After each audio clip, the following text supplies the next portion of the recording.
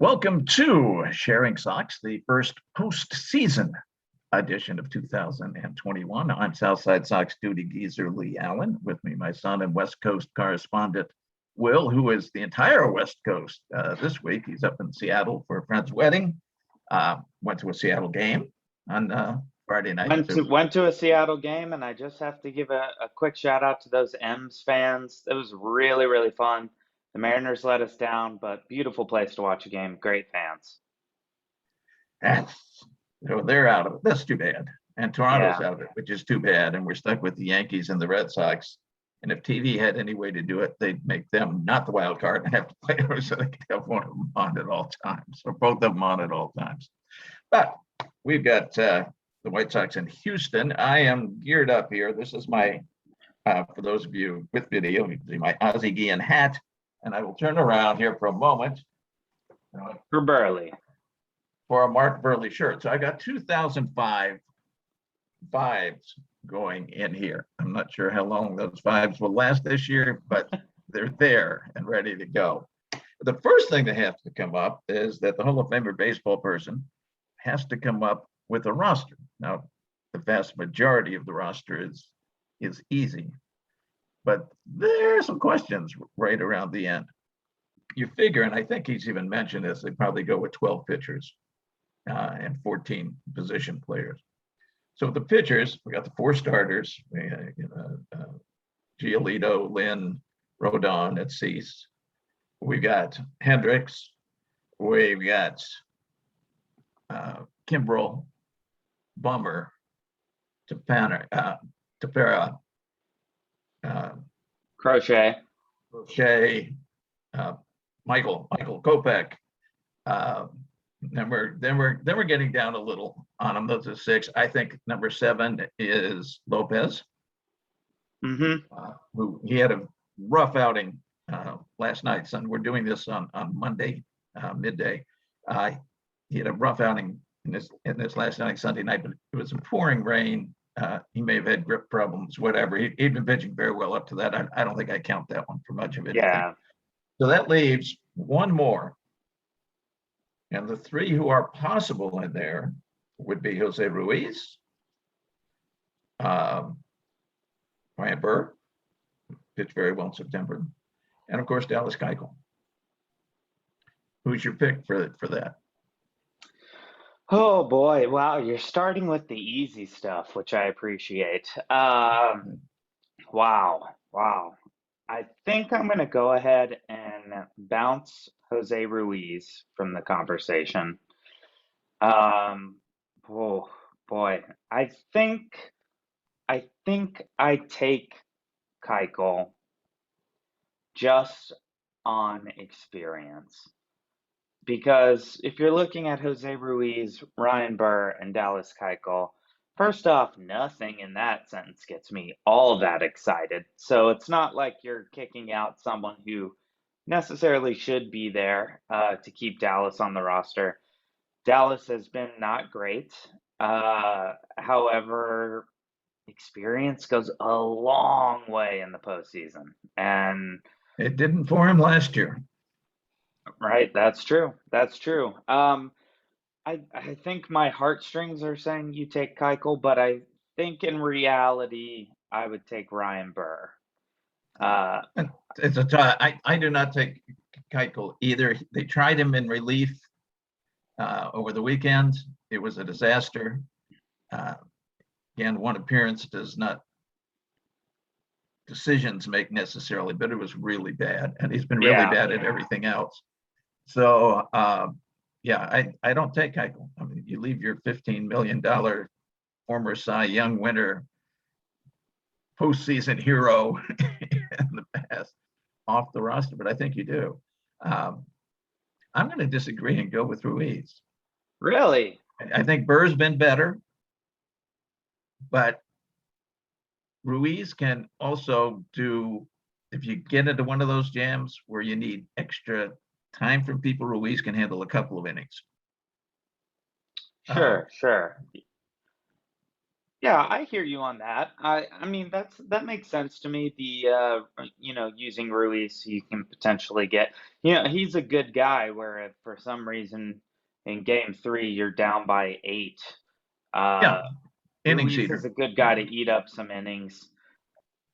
Could argue the same thing about Keuchel in relief, but he's definitely not a reliever. So you could bring in Keuchel in that scenario and need him out right away. So I understand what you're saying with Ruiz. I'd still probably go with Burr just because he's had some real flashes of looking really sharp, especially in the Yes, he last has. month. He feels tuned up, which is always a crucial thing going into the postseason. So I would still probably take Burr, but I don't. I'm not going to argue with you as much as our fan base will be expecting when it comes to Ruiz. I think that's a good decision as well. And I hope he doesn't pitch. Exactly. Yeah. You honestly, any of those three guys, whichever one of the three you pick, I'm not necessarily excited about the idea of them actually pitching in a leverage playoff scenario. But yeah, hopefully they don't need to pitch at all. Okay, now position players. We're going to go for 14 because we got this chance to add an extra bat, fielder, whatever. Yeah. 13, I think, are easy. You got the two catchers, Grandal and Collins. We will call, for purposes of counting here, Sheets and Vaughn as designated hitters. It may not end up that way, but that gets us to 4. We got the 4 infielders with Jose and Hernandez and Timmy and Yuan. For counting purposes, let's put Leury amongst the infielders. So now we're at 9. Boy, did he Sunday night. I mean, he was a disaster in right field. Whoa. I mean, 3 big mistakes, Yeah, none of you which got can't play charged him. as an error. Yeah, you can't play him in right field in the playoffs. There's no way. Outfield. Uh, Obviously, we start out in left field where we've got Mr. Eloy. In center, we've got Luis, and in right, we've got Adamango. I have as a definite on the roster Billy Hamilton, which gets us to 13. Now we have one more player to put in there. Goodwin has been hurt and has not been impressive in the latter part of the season either. I don't go for him. I'm going to throw out a name there, and you can go, well, that's the stupidest thing I ever heard in my life. And I remember last year we said we wanted Collins on the roster in the postseason because they were using the 2 catchers as a DH and a catcher. And we wanted Collins on the roster, sitting at the end of the bench and maybe in the stands and not bothering anybody at any time. And they actually brought him in to start out. You're picking your mean, aren't you? Boy, that'd be a great one. That would be incredible. No, I'm going to go with Danny Mendick. Sure, sure. I mean, when you come down to that 14th position player, there's nobody we're gonna pick right now that we're just gonna be jazzed about. Otherwise they No, would have been in the. it's some. I'm just saying he's got some use defensively. Tim's leg acts up, something like that. Although Leury can play shortstop, but who knows? He could be in the game already someplace else. Um, so I just, and again, I want Mendick down at the end of the bench, maybe holding towels for people, whatever. But if necessary, bring him in as a 14th man. You have the same choice. You have a different one. I honestly think I would go with Danny Mendick as well, and for a lot of the reasons you're saying, but also, you kind of there's no loyalty in pro sports. We know that, but when you're talking about guys who've been part of this, sort of disastrous run leading up to a successful season, Danny Mendick has been a crucial part of that. He's played a lot of games. He did get nominated for a Gold Glove. He was Gold Glove finalist. I don't know How that necessarily happened. how that happened, but it did happen. And I think he's just ultimately a real part of this team. You can say the same thing about Brian Goodwin as well. Goodwin has definitely come up very big in a couple games. Some very big situations, including the bat flip that went to outer space, which I loved. However, the injury thing. Are you going to bring a guy onto the playoff roster who's just going to be hurt right away? Um, I I don't know. I have very mixed feelings about keeping Brian Goodwin off, just because he does seem to Well, he is on really the IL. I mean, he's not off the IL at this point. So right, yeah. So I think for that reason, it makes this kind of an easy decision to go with Danny Mendick, just I think because who another knows? interesting thing in the playoff rules for injuries is that if a player is injured, you can replace him, just like you can during the regular Right. season. You can replace him on the roster. But if you replace him, he is out for the rest of that series and the next one. So if you had a situation, for example, Tim Anderson's leg acts up again, which it does periodically, he plays a couple of games in a row and he just needs a day or two off. You could not replace him. You could not bring in a defensive player at that time unless you're going to say, no, we don't want him against Tampa Bay. No, we don't need him. So I think it's better to have the emergency guy already in there so you don't have to take chances with that kind of situation. Yeah, and we have an infield, especially when you're talking about Tim and Yuan, that is a little unpredictable in terms of health. And I think for the exact reason you're saying, you don't want to, you can't replace Tim Anderson and then have him sit for the ALCS. So, as soon as we're sitting Tim Anderson for a series, we're done. And I think that's a good enough reason right there to have Mendick on the bench ready to go. Absolutely, I would go that route because yeah, that rule is it's tough. I mean, I get why it's there because otherwise people would try to be sneaky and take advantage of things. But I definitely think that having that extra infielder right there, ready to go if need be, is crucial to us getting through this thing. Would have been nice to have Romy Gonzalez. He kind of disappeared. I don't think they played him for the last 10 days or so. And he'd been Yeah, playing fairly well. Now, he is not eligible for the postseason anyway. They'd have to get a special dispensation from the commissioner, and there's no reason for that. We haven't had an injury that would make crying to the commissioner worth even yeah. trying. But Gonzalez can't play. So that would be a better choice than Mendick, but it's not a choice. Pitching rotation. Well, first up, let's give a little love to Gavin Sheets, who I'm not sure any of us thought at the beginning of this year we would be taking him to the playoffs, and the kid has earned his spot. Oh, yeah, I mean, by he's a far. Yeah. he's a guy you have to take at this point because I think the that Astros are intelligent enough never to throw him a fastball. It'd be so weird. The last week or so of the season, he'd come up and you go, well, we're not going to see any fastballs now. And some pitcher would throw him a fastball, even a high fastball, which he just destroys. And why don't you just, it's breaking stuff outside. You're safe. I mean, he'll get hit every once in a while, but not very often. You can throw him sometimes a sometimes fastball I and you sometimes can I watch it really go to the doubt seats. these scouting reports when I see someone throw Gavin Sheets a high fastball. I'm like, you either didn't look at the little card in your back pocket or you didn't do your homework because I would think next to the name Sheets it just says literally throw anything but high fastballs. And Well, yet I wouldn't throw fastballs at all. it's like what I said about Tim Anderson in the Field of Dreams game when he came up to bat. I was like, don't throw this guy. The first pitch should be nowhere near the strike zone. Like you're better off throwing it into the stands than you are throwing it in the strike zone with Tim Anderson in the bottom of the ninth on the first pitch. And of course, what do you see? You see a ball hung right over the plate. You know he's swinging. 100% chance he swings. You could bounce it 2 feet in front of the mound. Tim Anderson would be swinging.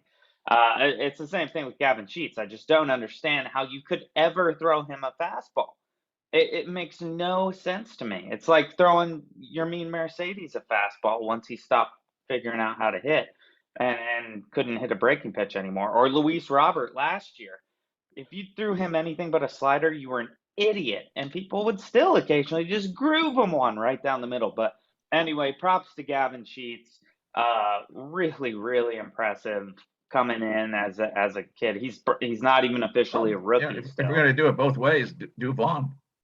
I mean, Oh, of course, he's yeah. been absolutely instrumental.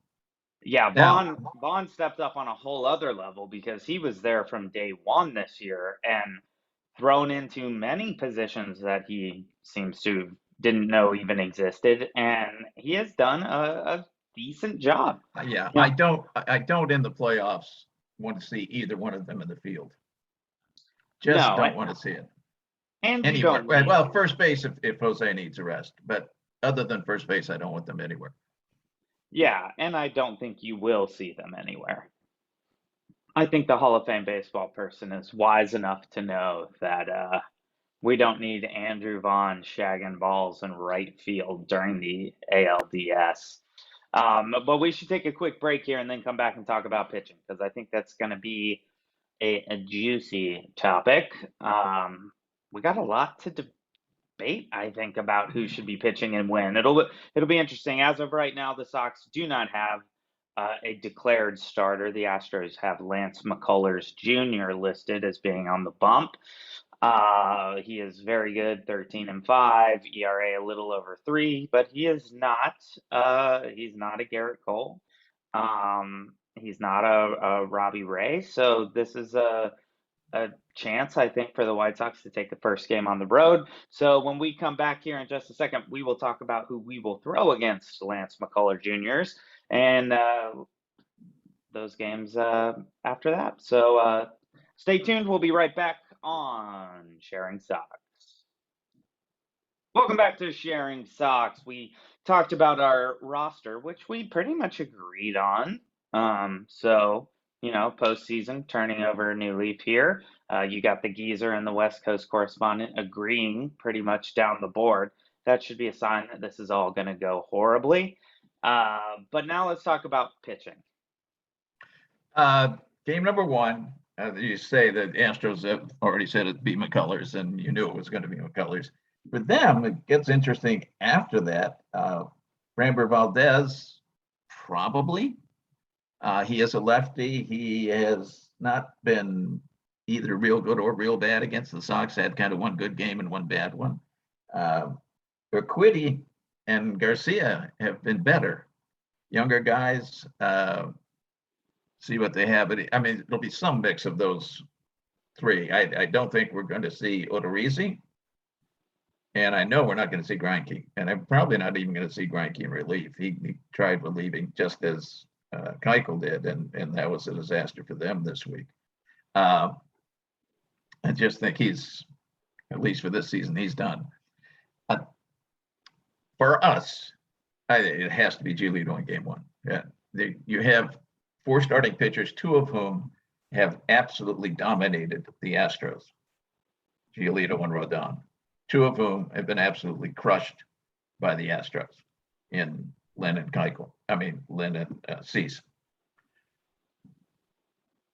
I think it have to be Giolito for 1 because he can then come back for 5. So you've got him for 2 games, and then he comes back on 5 days rest if he does it. He could bring back a short rest for game 4 if you're really desperate, but I think you want to give Cease a shot in there. My number 2 would be Rodon, except you've been on the road. You didn't see his kind of wind up, come back from the injured list performance against the Reds. I did watch a little bit of that one. Yeah. Gave up 1 hit in 5 innings. You looked at the line and you go, wow, he was terrific. But they were not playing any of their good batters. None of them were in there. Winkler was out, Votto was out, Castellanos was out. And he was throwing, he started out throwing 91, which is what he does always. I mean, even in the no-hitter, he started out throwing 91. But then he starts ramping it up, and the no-hitter, I think he was up to 99 by the end. There was no ramping up. He got up to maybe 92 and some change. And some of his fastballs in the later innings were in the 80s, in 88 or in 89. I don't think he's there. I blame 100% Tony La Russa. If they lose this playoff, I blame 100% Tony La Russa for overusing a guy who pitched 40 innings in the last 2 years. mean, I go back to April where he had threw the no hitter in April 14th, 114 pitches, and yet La Russa, our Hall of Famer, had him throw 110 pitches in his next outing. It makes sense to let him go for when he's got a perfect game going. You got to do that, but to bring the back, then he had 4 straight and 5 out of 6, 100 pitches or more, and the others were 98 and 99 through a stretch in June and July. It was crazy misuse of your pitching. And now I think he's in trouble if he's trying to pitch against Houston, who he utterly dominated during the season. Just 14 innings of 1-run ball. Well, I definitely. So I think it's Lynn in game 2. Yeah, I definitely agree with you. Giolito has to start game 1. Any other decision is a mistake. He is still technically your ace. He is your number 1 starter. He is getting better right now.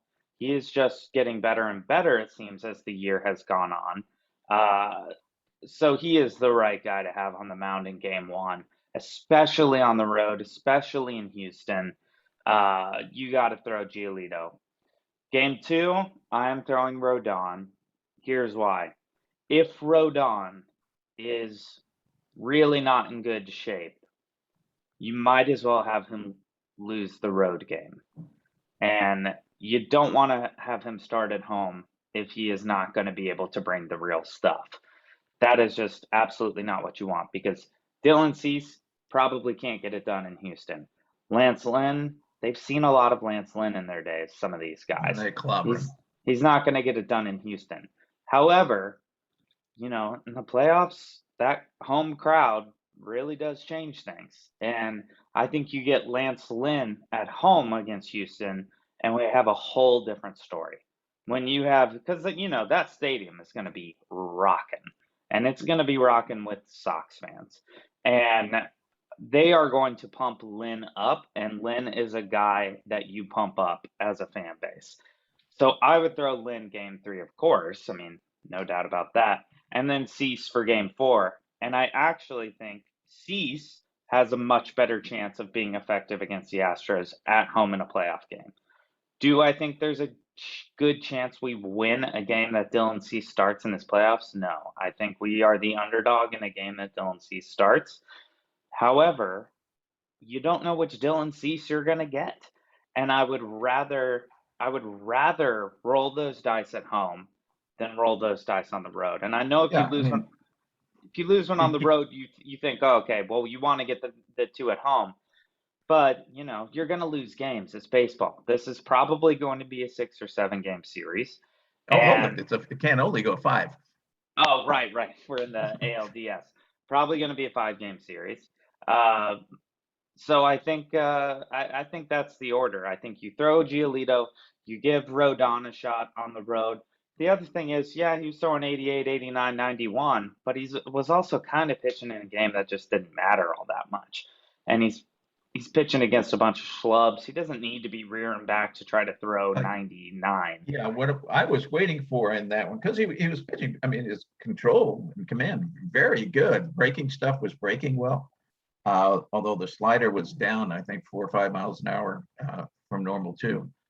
I was waiting for the post game for either him or La Russa to say, well, we wanted him to take it easy out there and not put any stress or strain on anything and just kind of work back in. That's what I expected. Neither one said that. Nobody said that. So that bothered me a lot. I know the one guy, that shill who writes for MLB.com, the White Sox, Merkin. His headline was Rodon aces first start back. Well, no, he didn't. You're a shill, and that's your job to shill. But the explanation is nice results, but how? Yeah, I mean, I would rather pitch Rodon second if he's got anything, and take the chance. I think with Cease, I agree. I mean, he could go 7 innings of 1-hit ball with 14 strikeouts. I think what's more likely, because Houston's a very good hitting team, is that he will throw 3 innings of incredible ball, and in the 4th or 4, And then in the fourth or fifth, a couple things will happen. Somebody will hit one hard, somebody will get a lucky hit, a fielder will screw up, and he'll lose it. Absolutely could happen. Be a 4-run inning.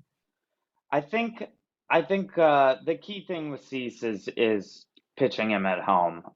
There's just no way you can pitch him in Houston at all in this series. Cease is still not there in terms of confidence, and you do not want him experiencing the roar of a road playoff crowd.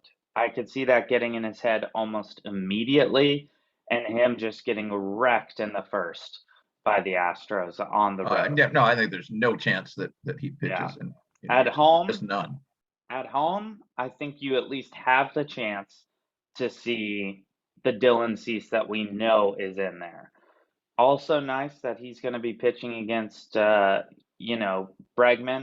and Altuve, Correa. Those are right-handed batters. Cease is always going to be a little bit better against right-handed batters because of the breaking stuff. And I think that having him pitch at home in Game 4, I think we could actually see a big moment for Dylan Cease and see Cease come through and when we really need him. That being said, who knows? Who knows? But yeah, as much as, not even months, weeks ago, I was all aboard the Lance Lynn Game 1 train. I definitely agree with you. You bring Lance Lynn back down to third so that he can pitch at home as well against a team that has really had his number for quite some time. And that's your rotation. Then you've got Kopech and Ronaldo to be your big innings eaters if something gets away from them. And that's a pretty good duo to have that could come in. I would think that both Rodon and Cease will be on a short leash because you've got Lopez and Kopech out there. Yeah. I mean, Rodon will absolutely be on a short leash for a couple reasons. Cease you keep on a short leash for as soon as something starts to look like he's cracking. He's not the kind of guy where you think Cease is going to crack and then he doesn't. Cease, when he starts to go, he goes. And you got to be on the ball ready to do that, ready to hop in there. These games are all going to be about 5-6 hours long because we're going to see 8,000 pitching changes, even with the 1,000 commercials. So many commercials. Even with the loogie rules in place, we're still just going to see tons and tons of pitching changes. It's going to really be exciting for all those people out there who think baseball is boring to see a 5-hour game. But I am very excited for it. What are your predictions moving forward? All we're right. at the top of the playoffs, so I want the full predictions for everybody. Everybody. All right, well, let's go to the National League. I think the Dodgers will win over St. Louis. I know St. Louis is just roaring hot, but I think the Dodgers still win. And then the Dodgers will be going to play the Giants, which is really, really interesting. And I know the Dodgers are favored in that tremendously. I think Gabe Kapler does such an incredible job this year. He's going to do it one more time and get them through that series. Milwaukee will beat Atlanta, and then the Giants will beat Milwaukee. Isn't it such a bum deal that you win 106 games and you have to play the wild card game? Oh, yeah, it's crazy. And you could lose it easily. Easily. Of course. It's ridiculous. And then the fact that you would have been playing an 86 win Atlanta team instead. It's just, what a raw deal for the Dodgers. Now, of course, I don't have a lot of Dodgers sympathy. They won the World Series last year. I don't give a crap if they get to continue playing. But I'm going to agree with you. I think the Giants are going to win that series. Whatever is going on in San Francisco seems to not be going away. I think I think you can listen to this podcast over the last 4 or 5 months and listen to me predict the Giants fizzle numerous times. And they must listen and just think, Will's still saying that we're not the real deal. And then they go out and win. That team has been Very impressive. 107 wins. My goodness. Who saw that coming? They were predicted in the kindest models to be third in the NL West, and then they just absolutely dominated. So I'm going to take the Giants. I'm going to take the Brewers as well. Brewers are actually trending downward. They're a little delta down right now. However, I love the Brew Crew. Giants and Brewers, who comes out of that? I'm going Giants again. I would go Giants. However, with Milwaukee It's got and some tremendous pitchers. the pitchers, they are designed for a playoff series. With Woodruff, Burns, Peralta, they are designed to go up 3-0 in a series. And I think that there's a really good chance that could happen. Uh, I would love to see the Brewers get through. I'm going to pick the Brewers mostly out of hope.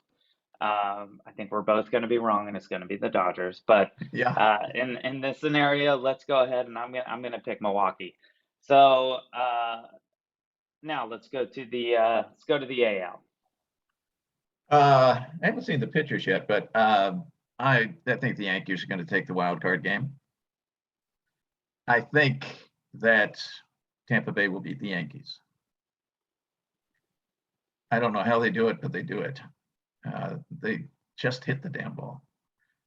Now, our series, bear in mind that I jinx this team every time I predict they're going to win anything. So I'm going to unjinx. I mean, I predicted that Minnesota was going to be really, really good at battle until the end of the season. So, well, so did every other person.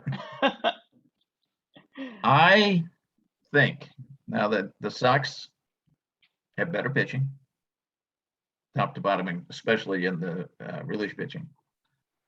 Houston has better hitting, top to bottom. We have a lot of good hitters, but I think they're better. Houston was in a big slump. They kind of pulled out of it over the weekend. They hit pretty well Saturday and Sunday against a good team. So I am going to, heart's not there, suggest that it's going to depend on defense. The Astros are the second best defending team in the majors. The White Sox are the third worst. Or is it the other way around? Houston's third, White Sox are next to bottom. Only the Phillies are behind them in runs saved. And somewhere in there, a defensive screw up is going to cost, and we will lose it maybe in 4 games, maybe in 5. But it will be not because the pitchers didn't pitch or the hitters didn't hit, it'll be because they screwed up something defensively. Here's what I'm going to say. I think the White Sox win that series. And the main reason is I think it's going to be really, really hard for Houston to win in Chicago. As someone who just went to a pretty high leverage game between Oakland and Houston last week, I don't think Houston really understands the booing and the heckling that is going to come their way. The White Sox fans are going to eat those guys alive. It is going, I mean, you'll hear louder booing against the Astros and you'll probably hear cheering for the White Sox. It is going to be deafening. But they've had that for 2 years now. But not really. Not really. Not quite. Of course, like there was nobody this. in the stands last year. Exactly. This is the first time they'll be playing in a playoff game with a full sold out crowd that hates their guts. And I think that is even going to get to guys like Alex Bregman and Jose Altuve. Altuve gets the most of the booing on the road, I've noticed. And it's going to be relentless from White Sox fans. And here's what I will say to my White Sox fan friends who will be attending those games. Let it rip. Go for it. Go after them as hard as you can the whole game. This is a mental game, this sport. They've gotten used to being booed, but they have not gotten used to being booed so loud that they can feel it in their bones. And that is what we're going to do, which is why I take the White Sox. I'm also going to take the Yankees to win the wild card, and I'm going to take the Rays to win their that series easily. I think that's potentially even a 3-0 sweep scenario. And then with the Rays and the White Sox, in my baseball universe, I just don't see anyone in the American League taking out Tampa right now. No, They're just too I good. think whoever wins between the Astros and the White Sox, that the Rays are going to take it. Probably 6 games, maybe 7, but they're going to take it.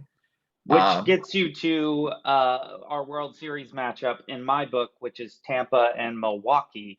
And I think I just heard the sound of TV executives blowing their brains out, because Yeah. that is a The two smallest nightmare markets you can find scenario. out there. Well, Tampa Bay is not a small market, but it's not a baseball market. And who doesn't want to see Tropicana Field in the limelight? I mean, what a beauty. It Well, they is were last year. an absolute TV nightmare if this is a Milwaukee Tampa World Series, and I am here for it. I'm excited. And out of total biased fandom, I'm going to pick the Brewers to win the World Series. I think, of course, I have the Giants in it. I think it's going to be Tampa Bay's year to actually do it. If Kevin Cash does not decide, well, he's gone through the lineup twice, I better pull him out, even though they have one weak single and he struck out 28 guys in 5 innings, which is technically impossible. I I think somehow Cash will see his way around their little rules if that were to come up again with one of his starters. Um, I like Tampa Bay going. I absolutely And I realize the rest of the world has the Dodgers winning everything, but Tampa could absolutely win the World Series this year, and it would be pretty exciting to watch. They're a really fun team to watch. But I got to go with the Brewers. I think if they get there, we're going to see yet sort of the resurgence of Christian Yelich in this playoff series. He's obviously bounced back a little bit this year, but he's still not back to his MVP form. But I think we could see some big Yelich moments. But I also think, we've seen what the kid can do in the playoffs, and you light a fire under Randy Arozarena, and there is no one more dangerous. And I think he's been starting to hit a little better recently too. So. Andy's been a rookie for 17 years. So imagine when he becomes an actual MLB everyday player. Well, that is all the time we have for today. Baseball gets started tomorrow again, not today, which I was kind of hoping for the 4-way tie for the AL wild card. I think the whole world was hoping for the 4-way tie, except the fans of those teams. Yeah, well, especially the fans of the Red Sox and the Red Sox. Yeah, I think Blue Jays and Mariners fans were all about that 4-way tie, but it didn't happen for them. I think the Mariners are going to be a force to be reckoned with in a couple of years here. They just have an amazing young core. It's going to be very similar to the White Sox. I think moving forward after this year, we're gonna see a lot of big White Sox Seattle baseball games in our future, which is pretty cool. So a little more reminiscent of the 90s and the Griffey and Frank Thomas era. We're heading into the Kyle Lewis, Luis Robert era. And I think that's going to be really, really fun. But that's all the time we have for today. Do you have any final thoughts before we shove off? Yes, I hope I'm wrong. I hope you're wrong too. And as your son, you know that I think you're always wrong. And no, not really. You're a smart guy. I just hope you're wrong about this. That's best case scenario. So, Sox fans, buckle up. Cancel all your plans. Get to the ballpark if you can. If you can't, be on the couch, crushing beers, crushing Cheetos, crushing nachos, watching a 118-mile-an-hour home run fly off of Luis Roberts' bat in Game 1. That is what we're hoping to see. We will talk to you next week as we have moved on to the ALCS, hopefully. I cannot wait, guys. It's here. It's here. The pain, the anguish we've experienced over the last 15 or so years. This is it. This is what we waited for. This is the beginning. So have fun, be safe, and thank you for joining us on Sharing Sox.